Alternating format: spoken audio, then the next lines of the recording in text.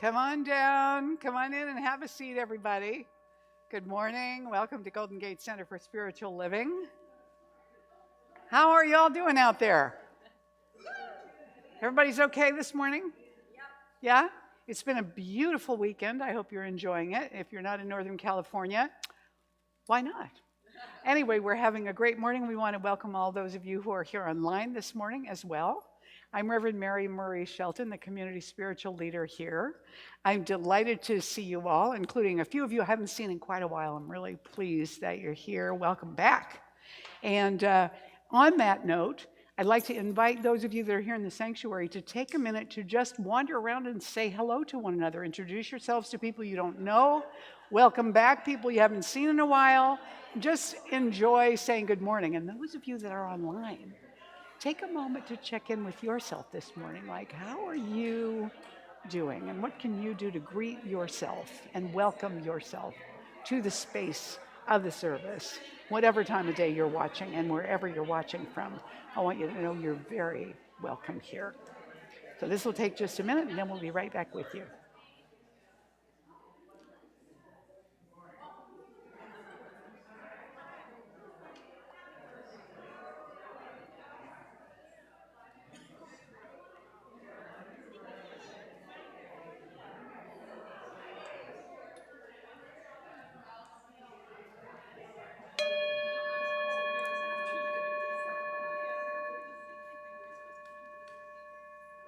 All right, come on back. I overheard a little bird this morning say that it is Anne Langel's birthday. Is that true? Is it your birthday? 2 days ago. Well, we're going to sing anyway. Happy birthday to you. Happy birthday to you. Happy birthday, dear Anne. Happy birthday to you. Woo! Yay. And as one of our long-term members, I want to let you know that however long or short you've been here, if you just walked in the door today by accident, it doesn't matter. You are welcome here. This is a home for anybody who wants to be here. We are a very open and welcoming congregation. We love having you here. So whoever you are, wherever you are on your pathway of faith, you're welcome here. And now we're going to take a moment to stand up and sing. And I want to let you know, we already did the greeting. I want to let you know that because we are scheduling musicians online a lot of the time, there are some Sundays that I don't have somebody scheduled. I just haven't been able to plug anybody into that date. So we're doing the same opening and closing songs with Daniel Nahmad that we did last week. So you'll remember them and you can join in sooner and sing out. And then the other two you'll find out about when we get into the service. We have those videos from before too, but you'll get to enjoy them again. So please stand. And this is Daniel Nahmad, Swing Wide the Doors. Here we go. Swing wide the doors, the time is right. Swing wide the doors to let in the light. Bring in the dawn for humankind. Swing wide the doors of this heart of mine. Let's sing it again. Swing wide the doors, the time is right. Swing wide the doors to let in the light. Bring in the dawn for humankind. Swing wide the doors of this heart of mine. I'm not holding it in anymore. I'm gonna shout it out loud. I understand now what I'm here for and what this life is about. It's about love, it's about laughter, it's about comfort and smiles. It's about love, it's about kindness, it's about hearts open wide. It's about love, it's about passion, it's about taking a chance. It's about love, it's about service, it's about lending a hand. It's about love, it's about laughter, it's about comfort and smiles. It's about love, it's about kindness, it's about hearts open wide. It's about love, it's about passion, it's about taking a chance. It's about love, it's about service, it's about lending a hand. About lending a hand. Swing wide the doors, the time is right. Swing wide the doors to let in the light. Bring in the dawn for humankind. Swing wide the doors of this heart of mine. One more time. Swing wide the doors, the time is right. Swing wide the doors to let in the light. Bring in the dawn for humankind. Swing wide the doors of this heart of mine. Swing wide the doors of this heart of mine. Nice job. Give Thanks. yourselves a Good hand. morning.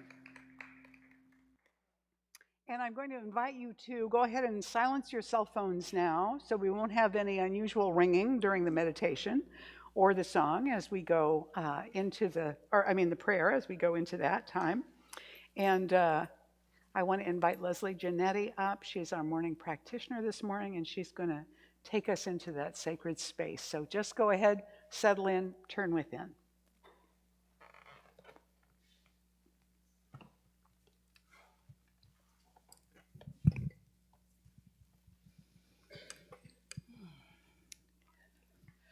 Just allowing the breath of life through the entire being. As I bring my full attention to the infinite life which swings wide the doors of the heart of the universe, pouring its love through every molecule and cell, moving upon itself and creating out of itself the light and the life, the smile, the inspiration. The infinite life is always creating, bringing everything invisible to the visible. Even now in this moment, it is alive, awake, and aware in each one, that each one is a vessel for the wholeness and the fullness of the infinite life. So I speak my word for each one, and I claim an opening in consciousness for the life within, which is always seeking greater ways to celebrate itself through the mind, through the heart, through movement, through being still. And be still and know that I am the infinite life within, calling forth a greater expression of the truth of being, that each one as a center in the consciousness of life is called forth to full expression. And full expression always results in absolute fulfillment. This is the divine inheritance of each one, to experience fulfillment in the light of life. And in today's celebration, we acknowledge the body temple as a vessel for the light of life within. I celebrate each one, and I give thanksgiving for the opening in consciousness which allows for a demonstration of beautiful love and light shining through every moment, everywhere, every place. And I release my word to the law of mind, which accepts my word as a celebration of life, ready to be made manifest right now and forever, and so it is.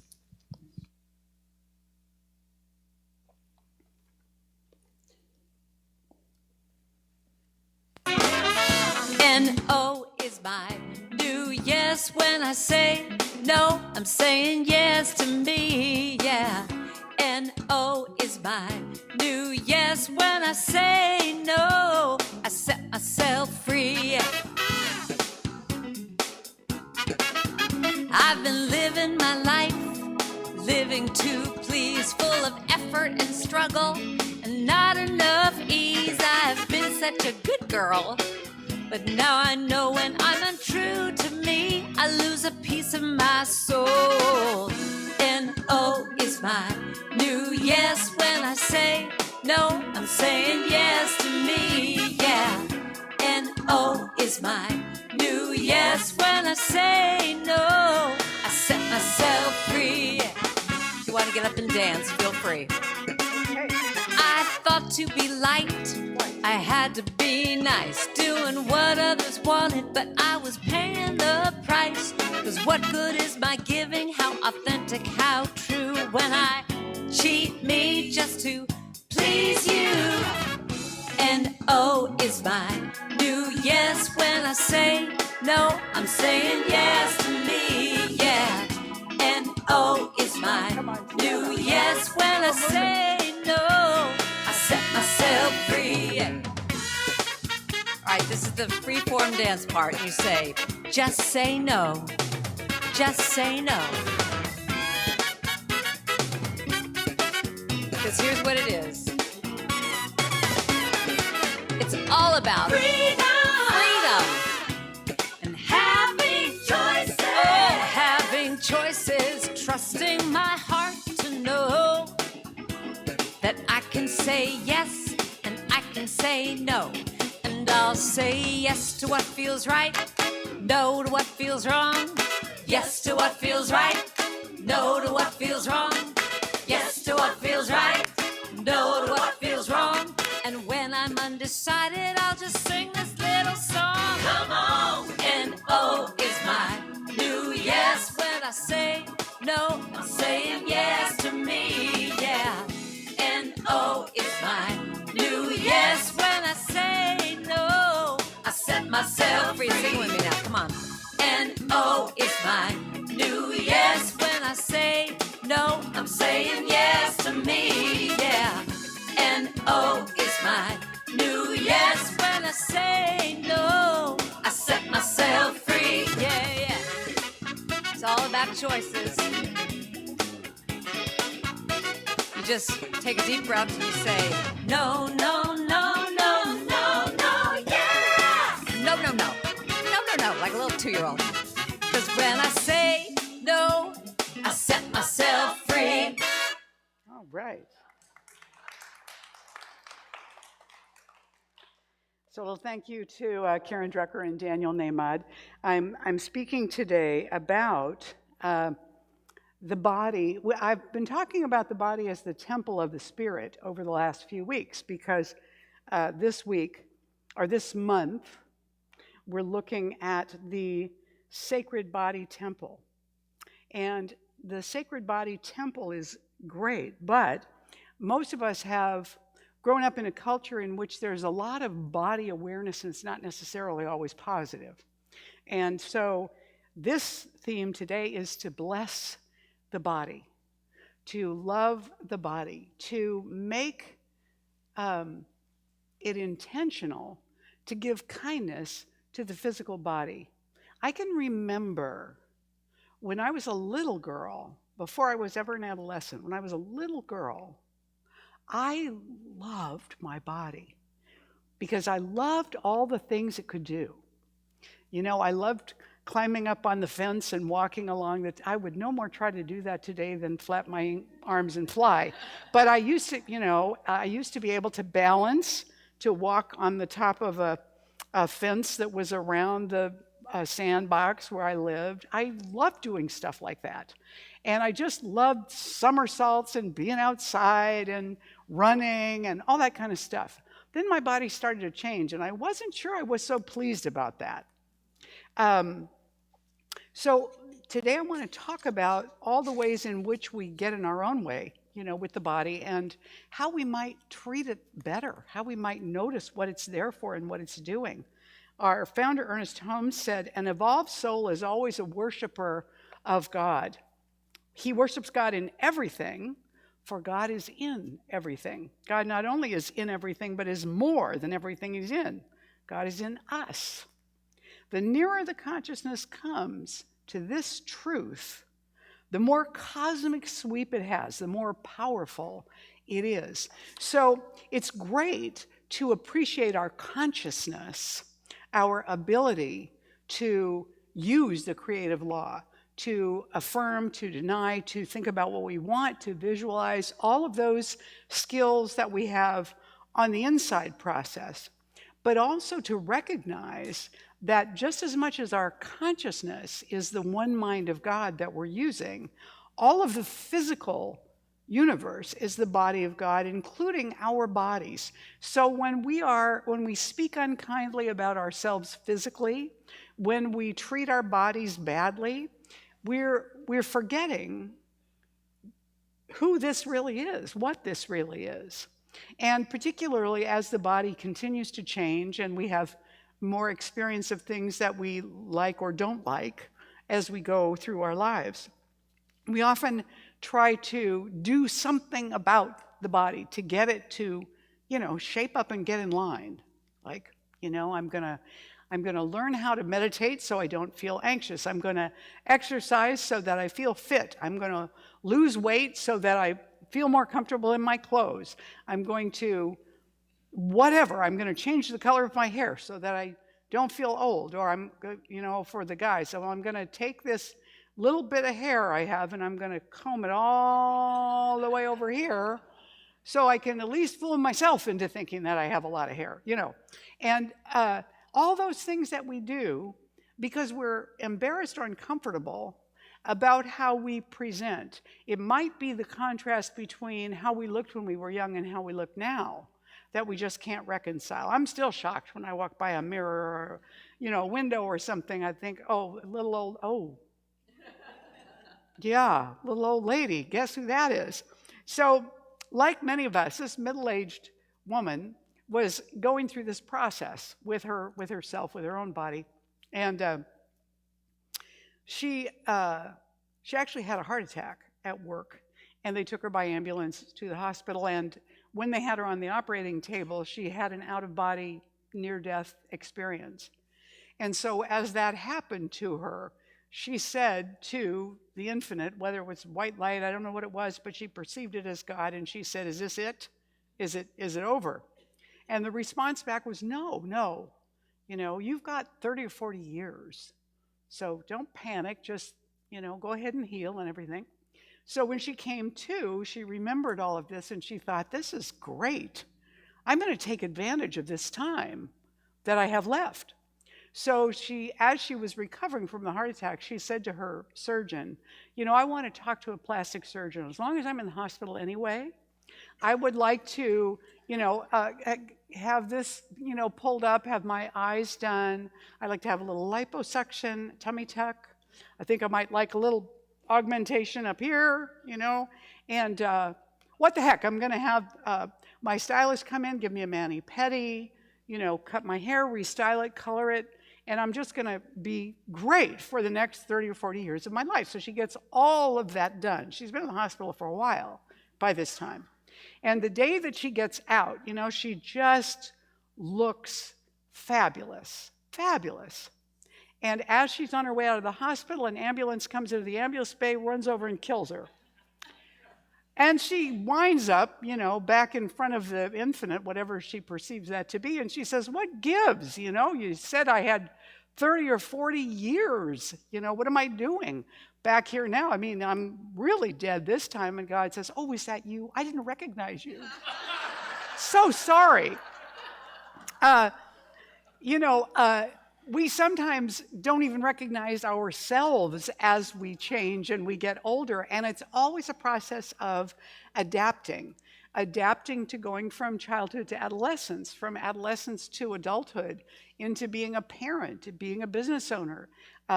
All the skills we have to develop, but all the physical changes that our bodies go through in those years.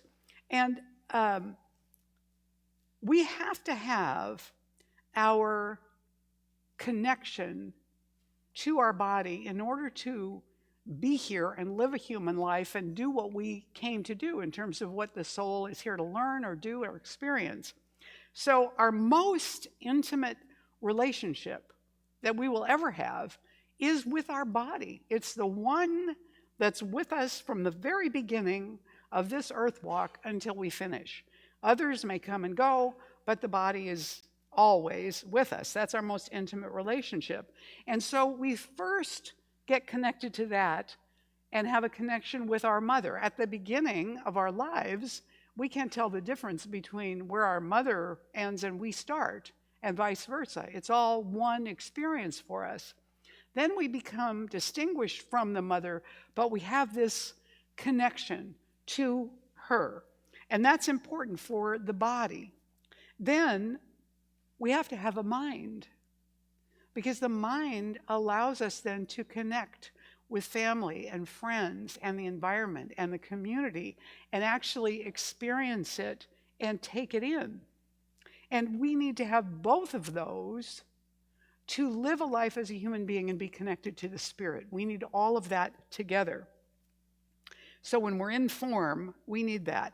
And the body is, I think, because we don't have to consciously do a lot of what it's doing, we take it for granted. It's just what happens. You know, we don't realize all the things that the body is doing for us all the time. So this body that we may be so negative about, and I'm not sure that everybody out here is negative about their body, but is there anybody out here who absolutely loves their body and has no complaints whatsoever about it? Because we're going to have you come up and finish the talk.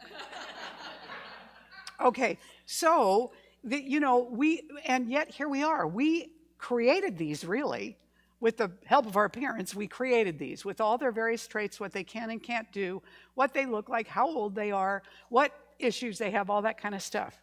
Did you know that one human brain generates more electrical impulses in a single day than all of the world's telephones put together? One brain in one day, more than all the telephones on the planet. In 1 year, a person's heart beats 40 million times. In a year, 40 million times. Or maybe it's 40 billion. Oh, that's 40. I think that's 40 million. Yeah. Did you know that your left lung is smaller than your right lung to make room for your heart? Some of you who are medical people know this. Did you know the average human being blinks their eyes 6,205,000 times a year? How many of those blinks were conscious? How many were intentional? How many of your heartbeats have you intentionally created? You know, if I've often said to people, if I said right now, for the next 60 seconds, your body is going to stop doing everything for you, and it'll be your job to take over. We'd all leave the body in about 30 seconds. Because we can't possibly do it all, right? We can't possibly do it all. So we have this thing happening that allows us to do everything else, to experience it all, to enjoy it all, and we're dissing it, because of how it looks or how it doesn't look, or what it does or what it doesn't do, or what is missing that it used to have, or what it never had that we wish it had, or we envy somebody else because theirs has this and ours doesn't, or, whatever it is, right? I mean, you probably all get those random emails, inviting you to enlarge parts of your anatomy that we ladies don't even have, So it's a big industry helping us to enjoy our bodies more. But one of the problems is that the more we dislike the body, it has an impact on the way we feel about ourselves, and not only the way we feel about ourselves, but how we allow other people to get in, how much we allow them to get in. Now, it's not just the body that affects this, but no matter how we look, it's about how we treat ourselves and how we feel about ourselves and how we think about ourselves that allows us to connect with other people. So, if we're feeling embarrassed or ashamed or just not good about ourselves, we tend to isolate. We tend to step back or keep people at a distance or assume that because we look the way we do, whatever that means, that we may not be seen by them as worthy to engage with, as worthy as a person to notice. So now you may notice, I think this is probably more true for the ladies than the gentlemen, that when you reach a certain age in your life, you enter into invisibility. And one of the things about entering into invisibility is it can have an upside to it. You know, you can get away with a lot of stuff if people aren't noticing you. But on the other hand, if you're used to being noticed, that can cause you to escalate in behavior that is embarrassing to everybody around you. Or to withdraw so much that you just really become almost a non-person. You may isolate more or, you know, whatever it might be. Brittany Gibbons said, the reality was my life wasn't miserable because I was curvy. I was miserable because I thought I'd be happier if I were thinner. I thought I'd be happier if I were thinner. So I'm miserable, but it's all in my head, right? It's all in my head. There was a woman who decided she was really tired of the whole thing. And so she spent a year not looking in a mirror. A year. And at the end of the year, when she looked in the mirror, she said she saw a woman who was more relaxed, more comfortable with herself, who laughed more easily, who had more fun.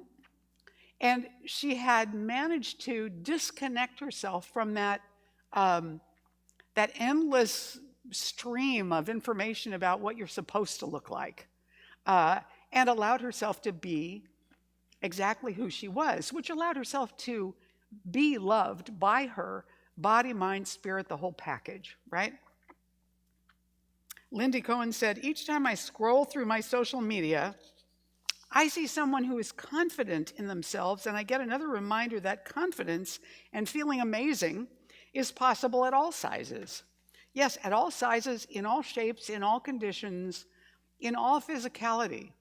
I remember hearing W. Mitchell come and speak for us in Huntington Beach many years ago. And W. Mitchell is a man who, he was wild as a young man. He had a lot of motorcycles. He was in a terrible motorcycle accident. He got burned over the majority of his body.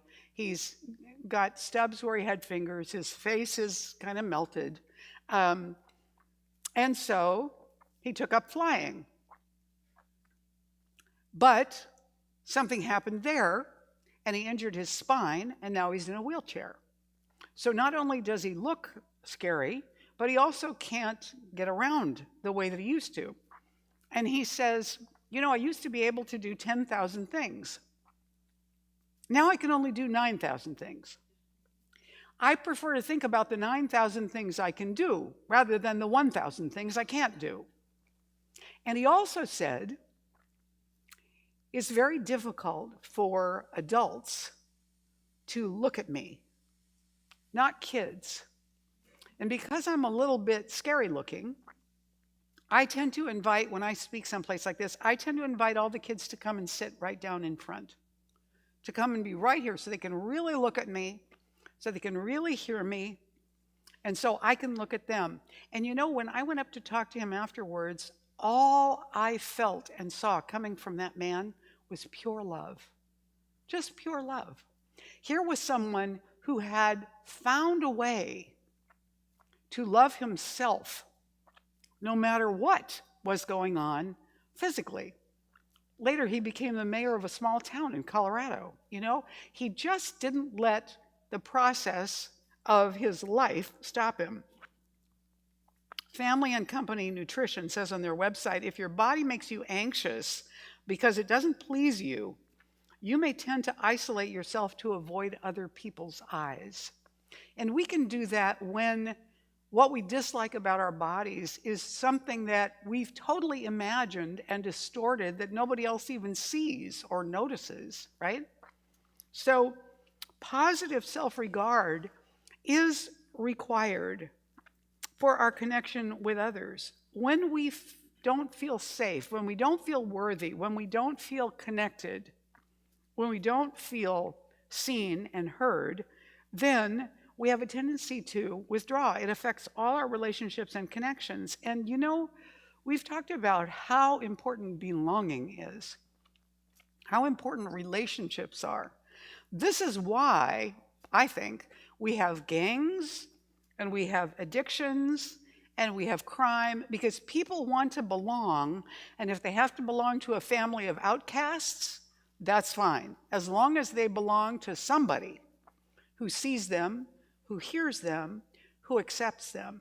Now, if that could happen as they are now, then maybe all those things wouldn't be necessary.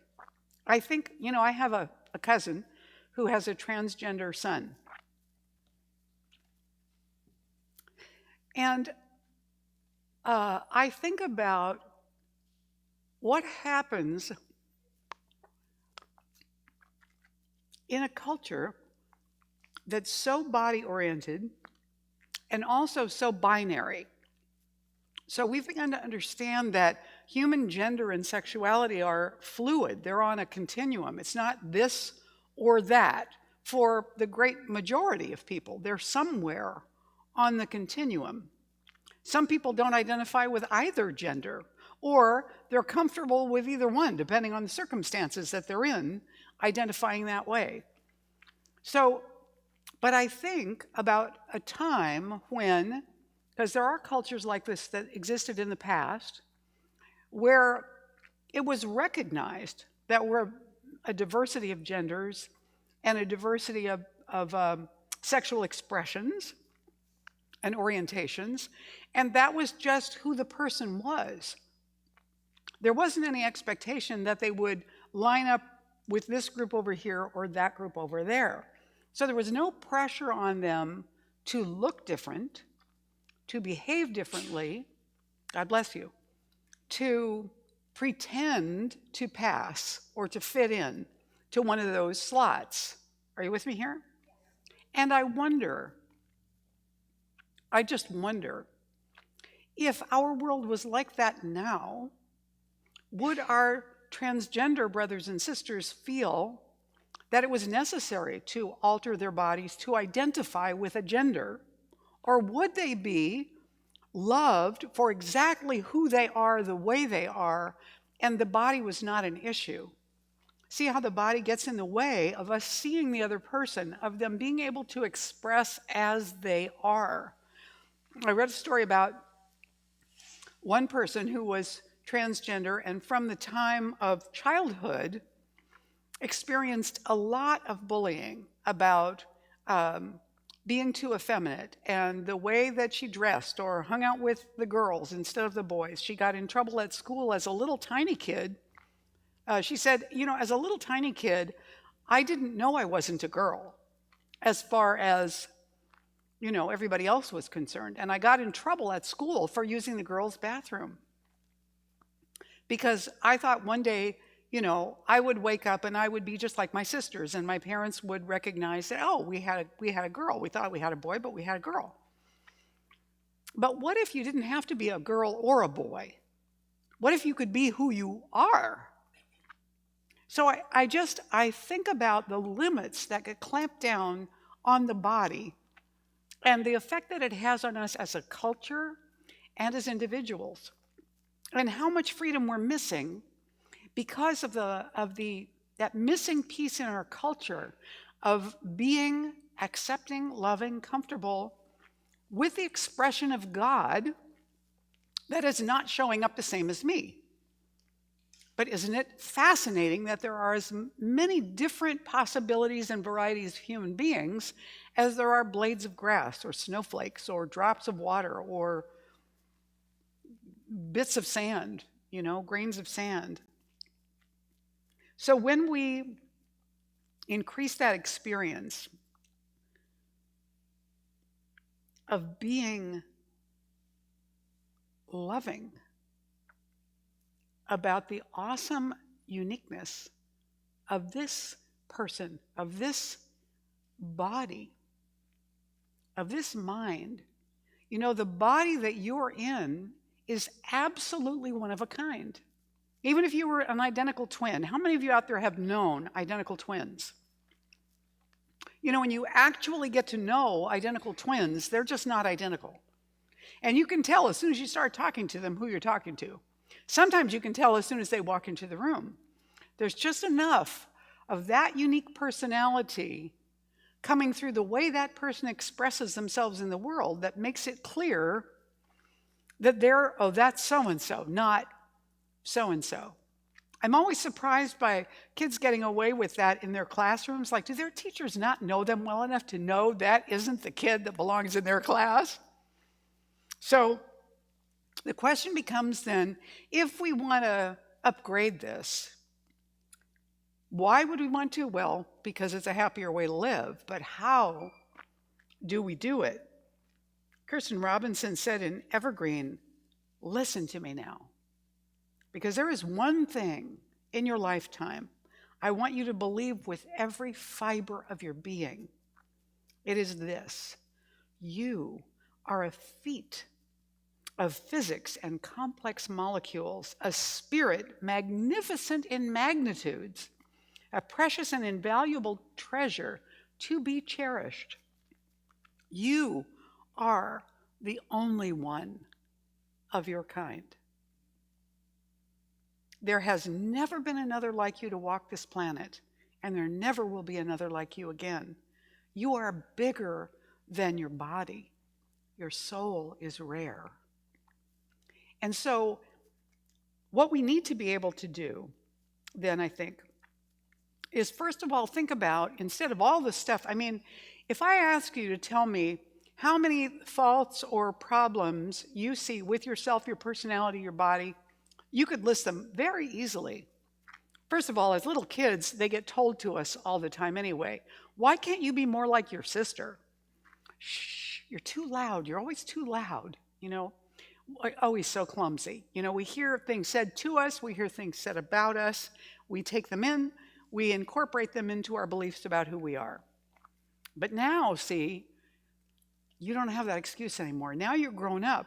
If you're telling yourself the same stuff that you overheard or that people said to you when you were a kid, whose job is it to change that? Those folks are probably not around anymore. So, what do? First, write yourself an inventory of all the things you like about you. And keep a running list so you can add stuff to it. Things you like about your body. Even if it's just, you know, these 4 eyelashes over here are really nice. They curl beautifully and they're long. You know, if I have one toenail I'm particularly fond of, you know. I love my ankles. Whatever it is, start there. And then tune your mind to noticing the good things about your form, about your life, your energy, your personality, your sense of humor, your gifts, your talents, whatever. Begin to put your attention on what you love about yourself, because as we know, what we put our attention on increases in our experience. We, as a congregation, put our attention on abundance. After that month had happened, $56,000 was anonymously given to us. And then, yes, and then last week, another $25,000 was anonymously offered to support us with something.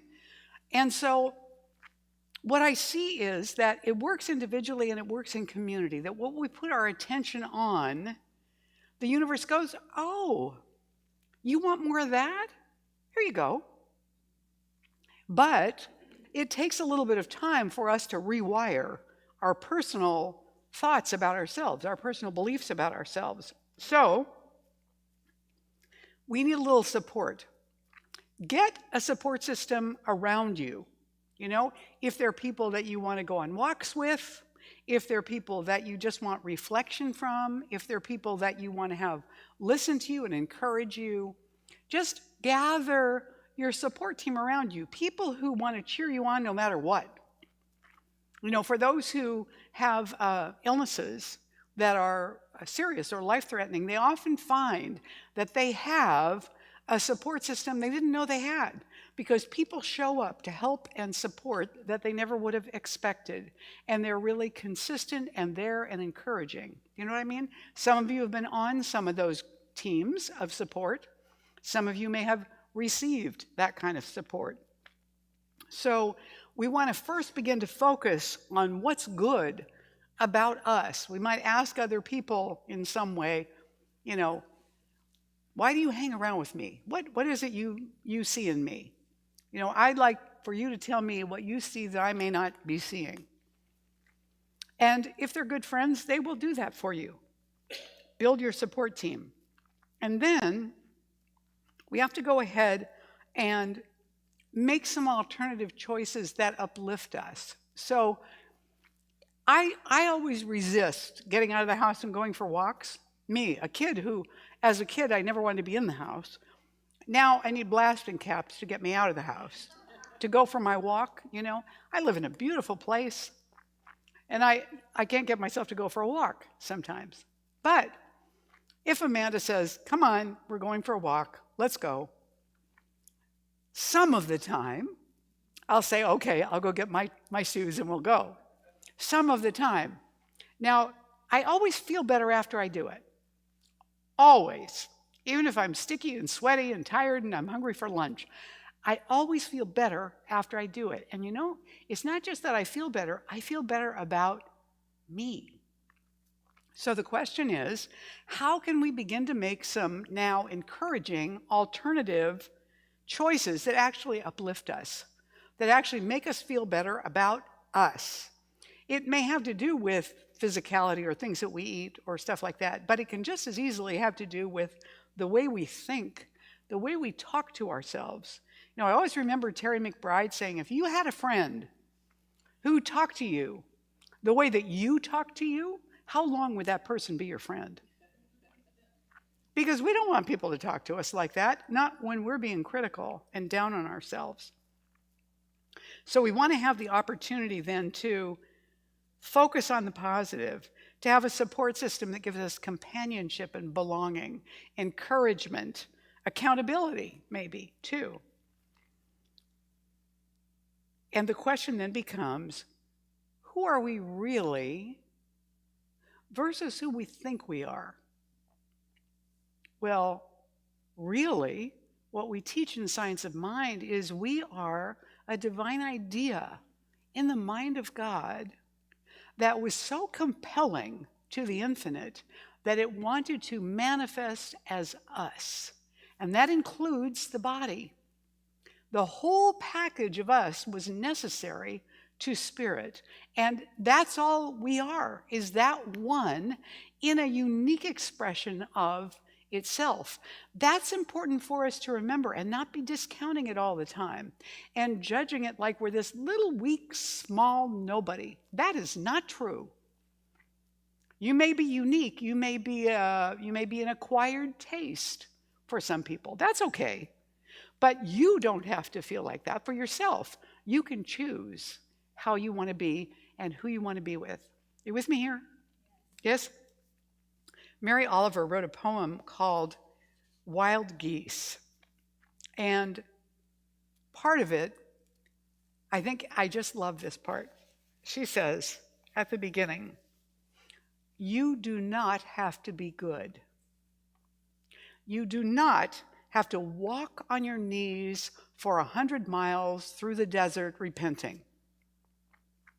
You only have to let the soft animal of your body love what it loves. When we allow that, we don't have to cut ourselves off from anything good and say, yes, no, I can't eat that. Now, maybe there are some things your body doesn't like and you say, I can't eat that. But it's not about the food being good or bad. Once we say that, boy, then we're in trouble. Because then you want the bad stuff. So if we allow ourselves to eat everything and just take less, maybe, then we're not deprived, we're not struggling, and we're allowing our soft human animal of our body to love what it loves and give it some of what it loves without letting it run rampant over us. And I'm going to talk more about that next week.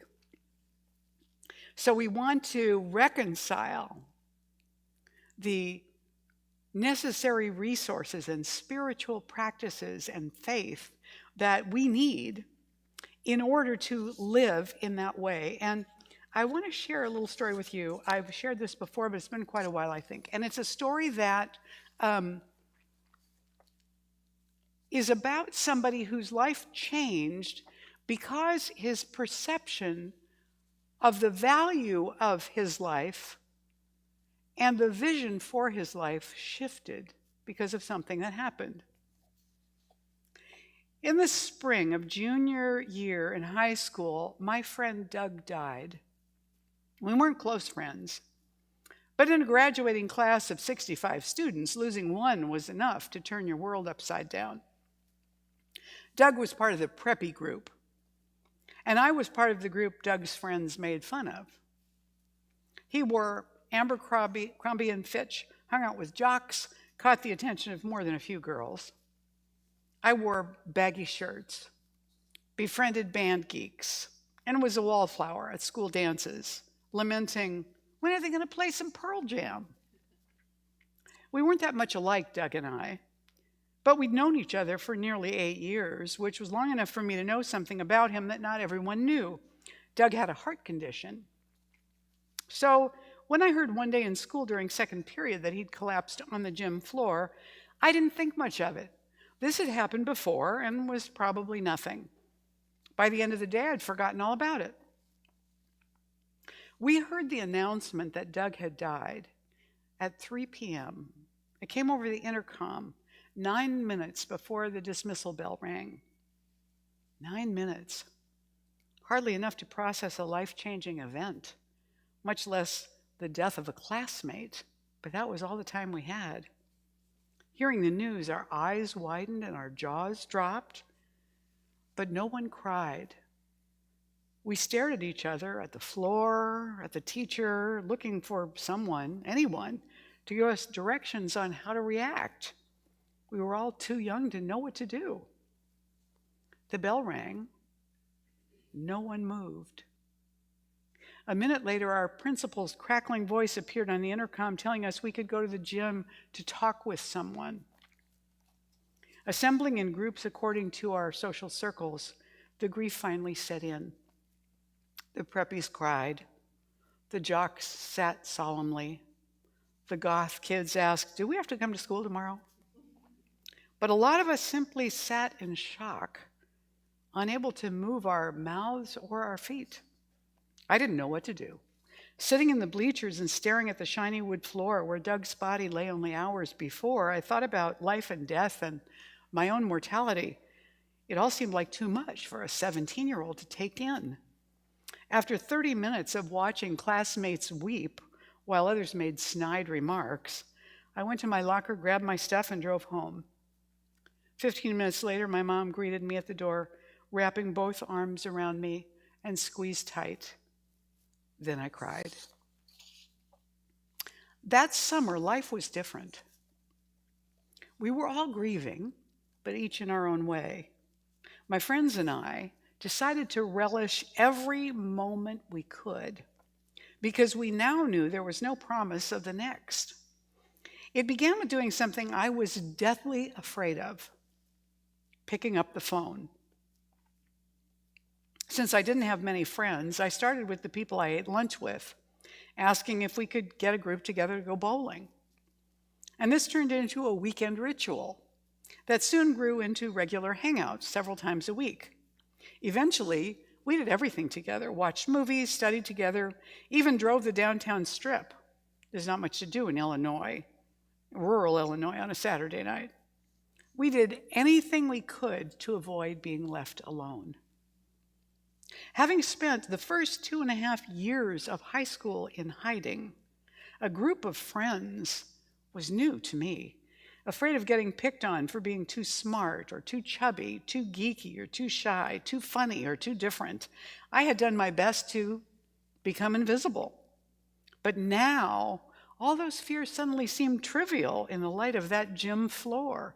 I'd seen somebody who seemed to have everything lose his life. And I wondered, what would I have to lose? The summer after Doug died, I lost 20 pounds. I became a runner and started eating healthy. I got a job as a cook at a restaurant and finally found a group of friends I could be myself with. Tragic as it was, something beautiful was born from that death. I don't think it had to happen, but it did. My friends and I weren't trying to make the most of it. We were just trying to survive. But in doing so, we learned a valuable, overlooked lesson about life. It doesn't last forever. Senior year came and went quickly. I asked Katie, the cheerleader, to the homecoming dance, and she said yes. I was also accepted to a private college on a scholarship and got my first girlfriend, followed by my first breakup. Through it all, I grew to appreciate the ebb and flow of life, treasuring each moment as a gift. The following fall, I left home for school. Those next 4 years were some of the best of my life. I met people who would become some of my best friends, even married one of them. I studied abroad for a semester and got to see the world. I learned another language, fell in love with travel. I even began to discover my calling as a writer. Never again was I the invisible kid, the scared-to-death teenager who hid in the hallways. Now, I knew the cost of anonymity. I had learned that being noticed and vulnerable was nowhere near as scary as losing your life. Not the empty, fear-filled existence I'd had before, but the real, abundant life I now treasured. I learned all these lessons from an untimely death on a high school gym floor, or maybe perhaps in spite of it. Here's somebody whose perception of the value of life and of his life shifted how he behaved and treated himself and thought about himself, how he thought about his body and what he wanted to do for himself and his life. And I don't think it's ever too late for us to fall in love again with our bodies, just as the funny, unusual, bumpy, imperfect, whatever things that they are. Just exactly as they are. Think of the stuff that they do. It's amazing. And we can appreciate this, whatever it's doing, just as it is, because it's only going to be with us for a short time. So for now, this is our companion, our spacesuit, our vehicle, our automobile, but not forever. So can we take it now as it is and give it a blessing? I'm going to invite you to join me in prayer as we do that. So take your hands and place them, actually, just wrap them around yourself. And you at home too. I'm watching you. Wrap yourself up. I'm not kidding. I'll wait. Okay.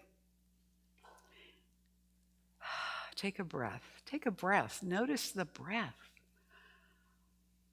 You can breathe. What an amazing thing.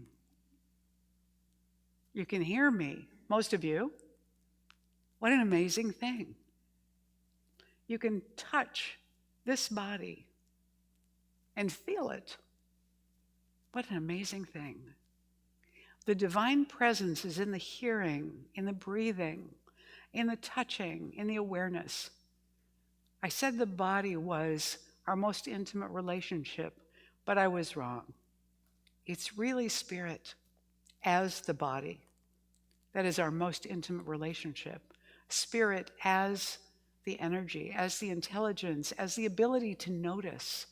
So we recognize that right here under our hands, there is a divine sacredness that has come into being specifically for us to love and use, to enjoy, to allow it to support us in every way. And we take this moment to appreciate this body, this being, this personality, this soul, this one. Grateful for its life, however long or short. Grateful for everything about it. We receive it now, newly, as a gift, a complete gift. And allow ourselves to be in awe and appreciation of what it can do. So we let this prayer go into that law of cause and effect and manifestation, which is always active and always says yes. We let it go into that law and we get out of the way. And we allow the law to do its work as we agree with it now. And we do this by accepting this as we say together now, and so it is. And so it is. Yes. Thank you. You can unhug now if you like. And I want to invite you to stand and prepare for saying this affirmation together with me now. My body gifts me with sensory information and emotions. I experience my life through these. Every organ, action, and function of my body enjoys and is responsive to the love I give it. And so it is. Let's say the whole thing again. My body gifts me with sensory information and emotions. I experience my life through these. Every organ, action, and function of my body enjoys and is responsive to the love I give it. And so it is. You may be seated. So I challenge you this week to consider what love can you give to the parts of your body that aren't working as well as they used to? How can you acknowledge, thank, appreciate everything they have done? Thank them and love them for that, rather than saying, why can't you be more like?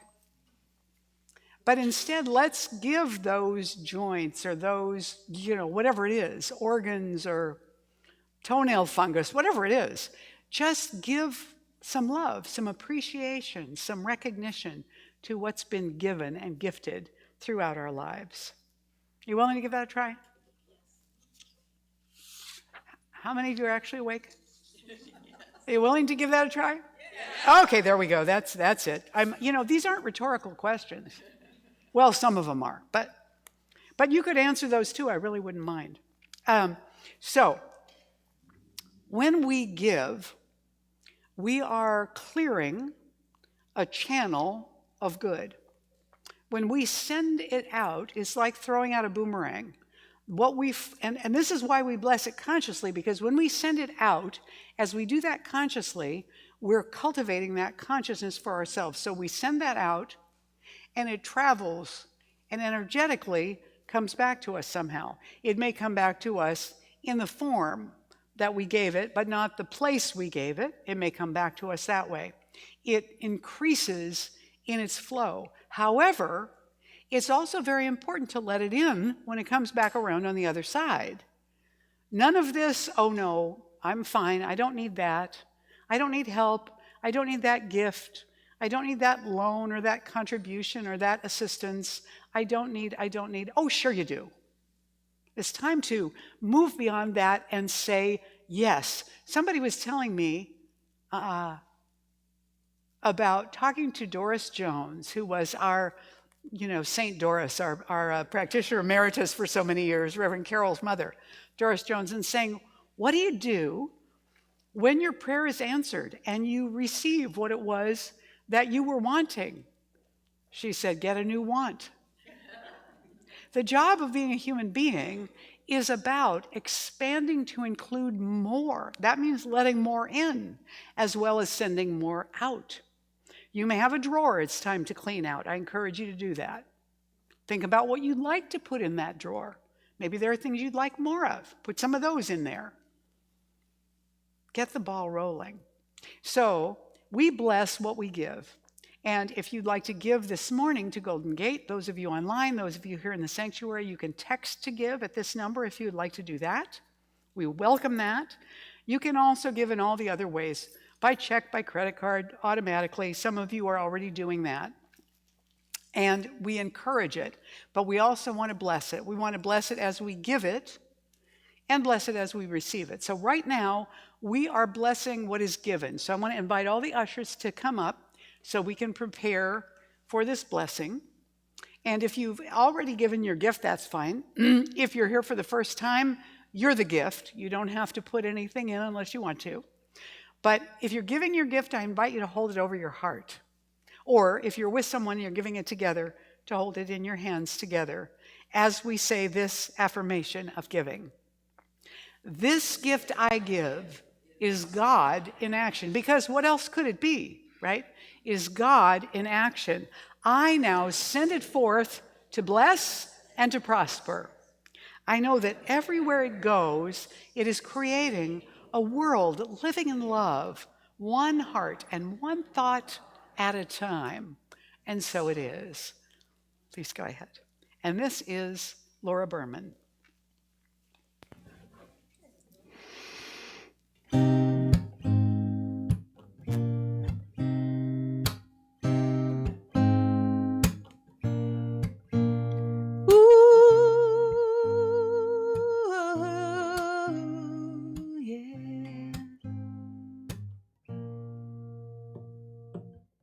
Shadows and victory, wrapped up in his story. I am more than the skin I am in. I am more. Triumph and dignity make for a mystery. We are more than the skin we are in. We are more.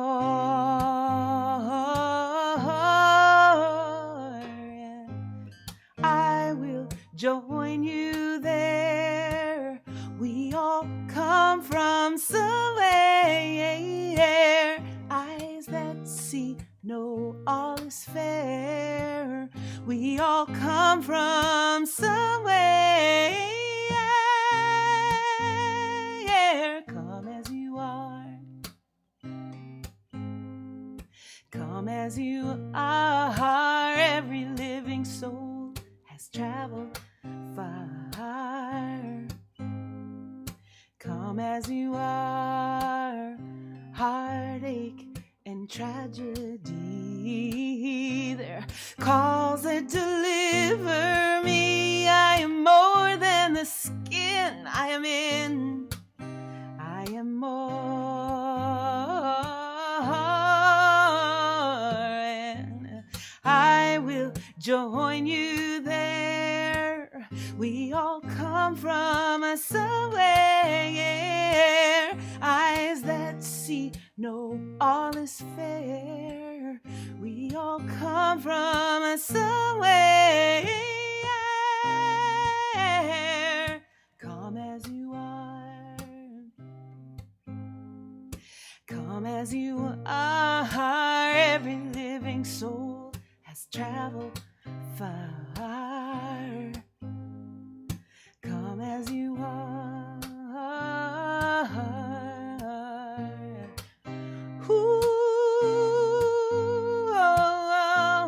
I know every single soul has traveled far. Yeah. And I will join you there. We all come from a somewhere. Eyes that see know all is fair. We all come from a somewhere. From somewhere. Come as you are. Come as you are. You can come as you are. Come as you are.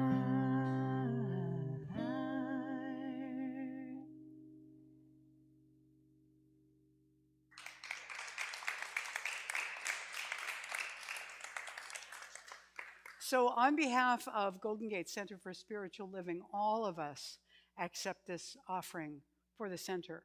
And our intention is to send all of what we receive into the world as we use it mindfully, with the intention that it grows and prospers and spreads that energy of love and acceptance that you are just perfect, whole, complete, and perfect, just as you are. And so it is. Oops. All right, before I launch into announcements, I do want to say if you're here for the first time, you're very welcome here. Please check out all the information back on the information table back there. Pick up a welcome packet and fill out the blue card and give it to us. We're going to give you a little book as our thank you gift for you being here this morning, and hope you'll be back often. Now, I also want to draw your attention to this morning's altar, which was done by our practitioner of the morning, Leslie Giannetti, but also Larry Luckhawk is here with us today, and he brought photos of Amanda West, whose memorial was at Ananda in Southern California on her birthday, which was Friday. And so there are photos up here of Amanda and Larry. And then he's also got some cards up here that are Wonder Woman cards, because when Amanda was a child, that was her favorite superhero. And so there are birthday cards up here that if you'd like to sign a birthday card for Amanda, please come up and do that. Larry is here. Do you want to say anything about this, Larry?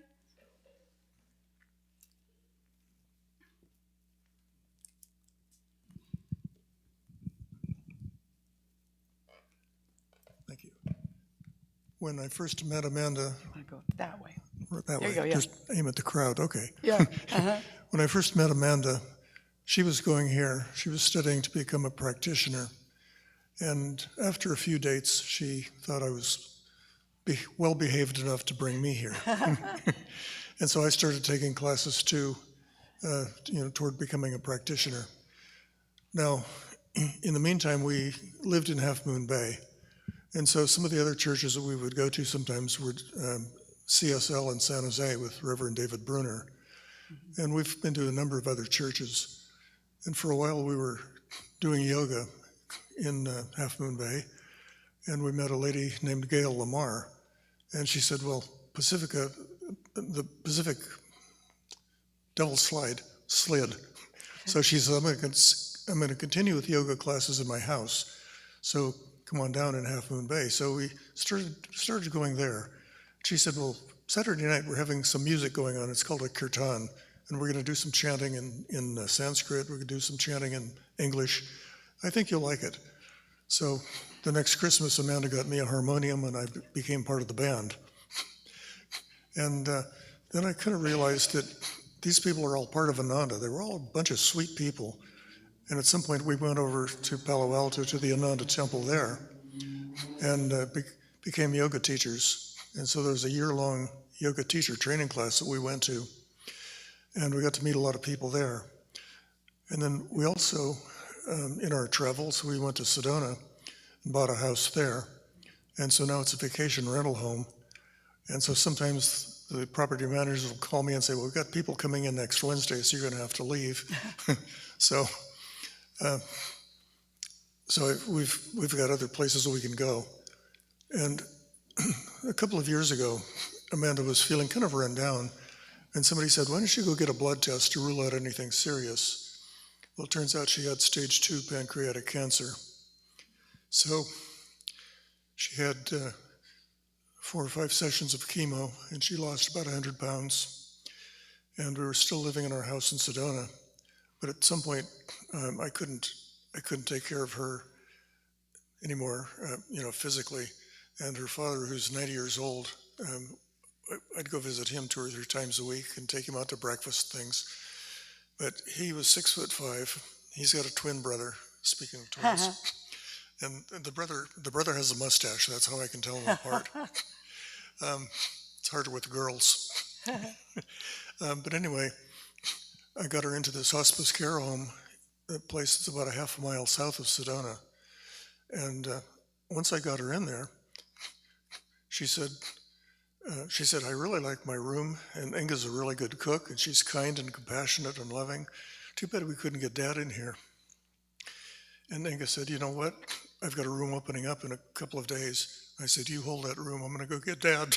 Oh, So I got him in a wheelchair and wheeled him over, and he could hold her hand, and they could be together for the last couple of weeks of her life. So she passed, and 2 weeks later he passed. He said, well, I don't have anybody else around here. Amanda's gone. I've just got you. Ick. I'm out of here. No. And Amanda said, okay, well, I was born in Seattle. My body's going back to Seattle. And I don't know if any of you have heard of a place called Recompose, but it's an alternative to like regular embalming and all that? Not embalming. Cremation? Cremation, yes. She didn't want to be cremated. She said, instead, I'm going to go to Recompose. And they put your body into a vessel that's half full of wood shavings and wheat and straw, things like that. Seal the vessel, and it gets up to about 170 degrees in there as the enzymes are breaking down the body. And they rotate the vessel, and by the time they get done in 6 weeks, you've got this energized soil. And they have agreements with local gardeners. But I've also been talking to the Arboretum in Seattle, the Arboretum in Portland, Bouchard Gardens. And I'll have some of this soil too, so I can do something like, plant a rose bush, and every spring she'll come back. And so on her birthday, which was October 7th, I decided that was the time to have the memorial. So again, she'd come full circle. So we did this in Palo Alto at the Ananda Temple, and they've got a live stream version of that. Some of you saw that. And in the meantime, for those of you who haven't seen it, I can give you the website. You can log on and see that. And they're going to leave that site up basically forever. So I'm going to add to it. A lot of you have followed us on Facebook and some of our travels. I'm going to update that, and I'm going to download pictures with commentary for some of these trips we've been on. So you can go back and see 7 or 8 or 9 different links, like Egypt when we hiked up to the top of Mount Sinai for a sunrise service with Michael Beckwith. Anyway, there's a bunch of places that we've gone. And so, like I said, we had the ceremony yesterday, or Friday on her birthday, October 7th. So I've got a couple of birthday cards up here that anybody that wants to, feel free to sign them. We've got some pictures of her and us together up here too. And I think there was little bags of rose petals if anybody wants to sprinkle some of those near the pictures. And anyway, I did want to come back here and, see some of the people that, we've known and loved for many years. So I think I better stop now, because otherwise, Thank you, Larry. otherwise the hook comes out. Pulls me off the stage.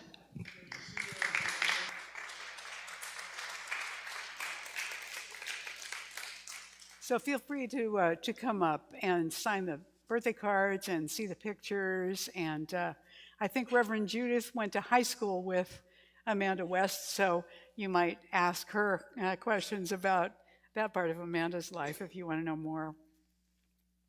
So thank you, everybody that helped us get everything together this morning. I think I got the names right this week, so let's give them all a hand.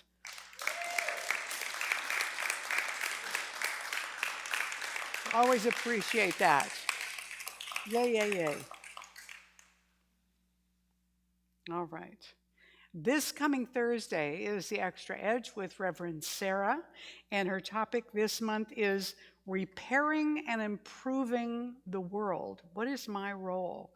This comes right out of the Jewish Tikkun tradition. I don't know if I'm pronouncing that properly, but and since we've just experienced the High Holy Days from Rosh Hashanah, which is the New Year, to Yom Kippur, which is the Day of Atonement, what happens is the book of life is open before God, and during that period of time, you get to, express what you'd like to experience in the coming year, and the general wish is for people to be sealed in the book for that year, for a year of life and abundance and sweetness and joy and so on.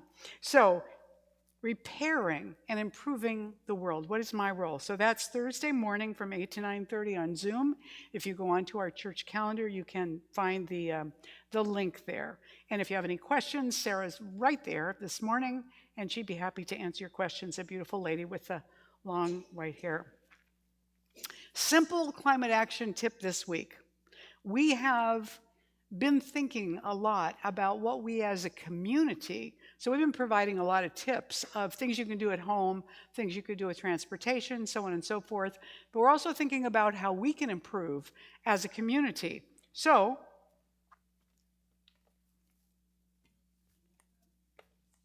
this morning I brought my own cup with me and promptly burned the end of my tongue just furiously. However, I want to suggest that you bring something that you can keep in your car and use on Sundays, not disposable, but something that's actually yours.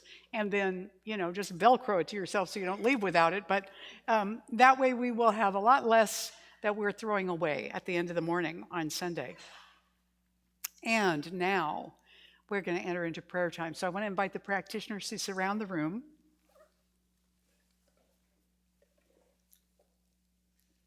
I want you to know that you can always request prayer. And actually, you can always listen to a prayer also. We have an inspiration line that you can call to listen to a prayer, and there's a new one on every week, and that's in your bulletin. The reference for that and the phone number is in your bulletin. You can always call that, but you can make a prayer request from our website, written here on Sunday morning. You can email a prayer request to the office. And of course, take advantage of our Sunday morning serving practitioners at the table who are there specifically to do individual prayers with individuals following the service. So I'm going to invite you to touch yourself somewhere on the body so that you can feel your own hand. And we go within, once again, with gratitude.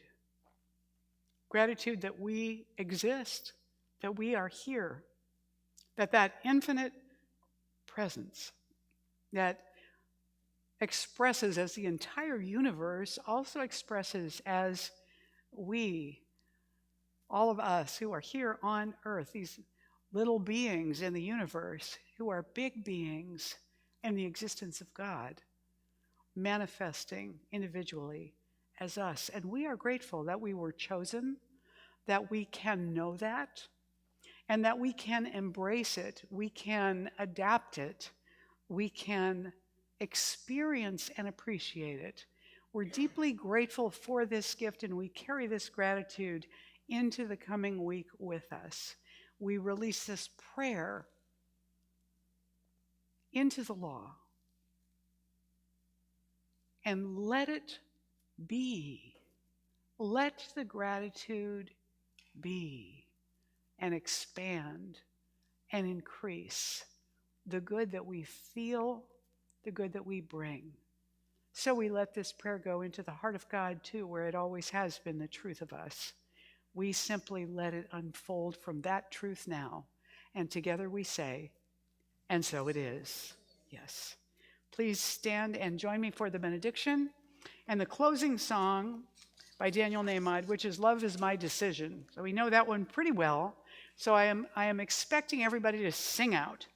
So, together, I now walk so that whoever walks beside me dwells in the presence of God, and whoever places a hand in mine is lifted, and whoever thinks of me is illumined with God consciousness. For spirit and I and all people are one eternally. And so it is. And here's Daniel.